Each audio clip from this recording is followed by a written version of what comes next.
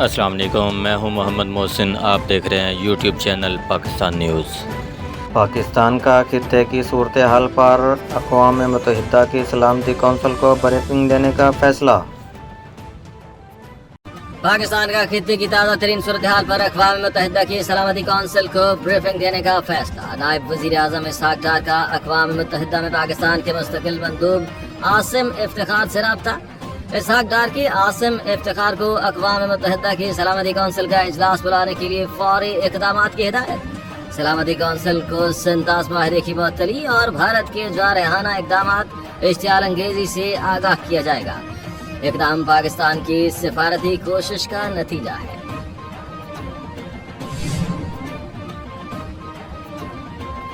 وزیر اعظم شہباز شریف کا ملائیشین ہم منصب کو ٹیلی فون۔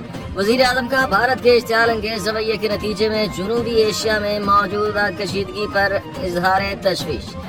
وزیر اعظم نے واقعے سے پاکستان کو جوڑنے کی کسی بھی کوشش کو واضح طور پر مسترد کر دیا۔ وزیر اعظم نے واقعے کی شفاف تحقیقات کے لیے پاکستانی پیشکش کو بھی دہرایا۔ وزیر اعظم شہباز شریف کا کہنا ہے کہ پاکستان تحقیقات میں ملائیشین کی شرکت کا خیر مقدم کرے گا۔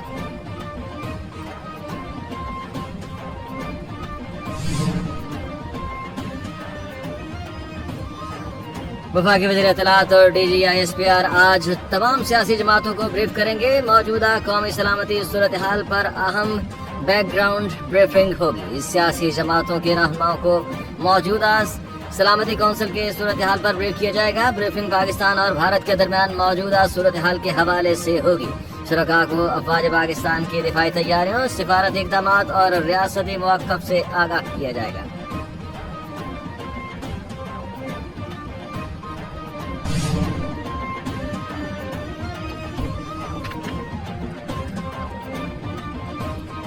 تحریک انصاف آج دی جانے والی بریفنگ میں شرکت نہیں کرے گی۔ سیاسی کمیٹی کا اعلامیہ جاری کر دیا گیا۔ سیاسی کمیٹی کا کہنا تھا کہ حکومتی بریفنگ میں کوئی قومی اتفاق رائے پیدا کرنے کی سنجیدہ کوشش نظر نہیں آتی، اس لیے بریفنگ میں جانا ضروری نہیں سمجھتے۔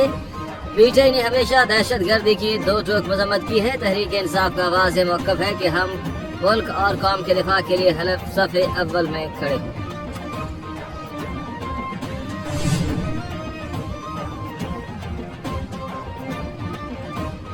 یورپی یونین کا پاک بھارت وزراء خارجہ سے رابطہ، تحمل کا مظاہرہ کرنے پر زور دیا گیا۔ وزیر خارجہ اسحاق ڈار کا یورپی یونین خارجہ امور کے سربراہ سے رابطے میں بھارت کے بے بنیاد الزامات اور پروپیگنڈا کو مسترد کر دیا گیا۔ وزیر خارجہ نے سنتاس معاہدے کو روکنے کے بھارت کے فیصلے پر اظہار تشویش کیا۔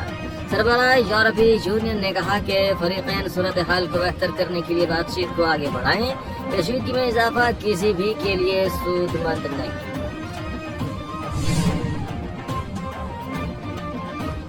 پاک بھارت کشیدگی خطے میں دیر پا امن کے لیے ایرانی وزیر خارجہ پاکستان کا ایک دوسرے کا دورہ کریں گے۔ ایرانی وزیر خارجہ کے ہمراہ اعلیٰ سطحی وفد بھی ہوگا۔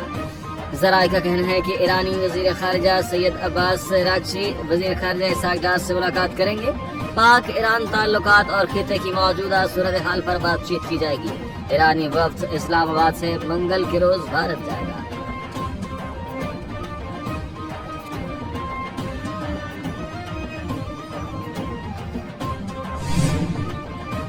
پہلگام واقعے کے بعد مسلمانوں کے خلاف اسلاموفوبیا، نفرت پر مبنی تشدد اور انتقامی حملے۔ اوائسی کا بھارت اور مقبوضہ کشمیر میں مسلمانوں کے خلاف اقدامات پر گہری تشویش کا اظہار۔ اوائسی کا کہنا ہے کہ مسلمانوں کو بلا جواز واقعے کا ذمہ دار ٹھہرایا جا رہا ہے۔ کسی بھی بے گناہ شہری کے خلاف تشدد، انسانی حقوق اور وقار کے خلاف پہلگام واقعے کی فوری اور غیر جانبدارانہ تحقیقات ہونی چاہیے۔ بھارتی حکومت مسلمانوں کے تحفظ کے لیے عملی اقدامات کرے۔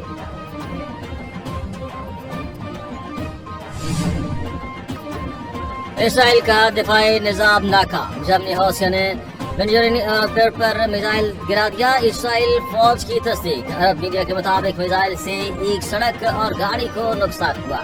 حملے سے 8 افراد زخمی بھی ہوئے۔ کوششوں کے باوجود اسرائیلی دفاعی نظام حملہ روکنے میں ناکام رہا۔ حوثیوں کی عسکری ترجمان نے ایئر لائنز کو خبردار کر دیا، بولے بن گوریون ایئرپورٹ محفوظ نہیں ہے۔ بیلسٹک میزائل نے اپنے ہدف کو کامیابی سے نشانہ بنایا۔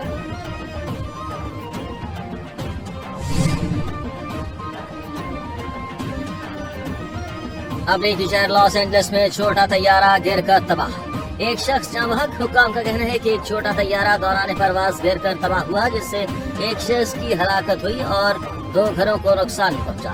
فائر بریگیڈ اور پولیس نے علاقے کو گھیرے میں لے لیا.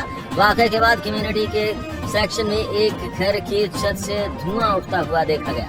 رہائشی اس وقت اندر تھے لیکن انہیں کسی قسم کے زخمی ہونے کی اطلاع نہیں.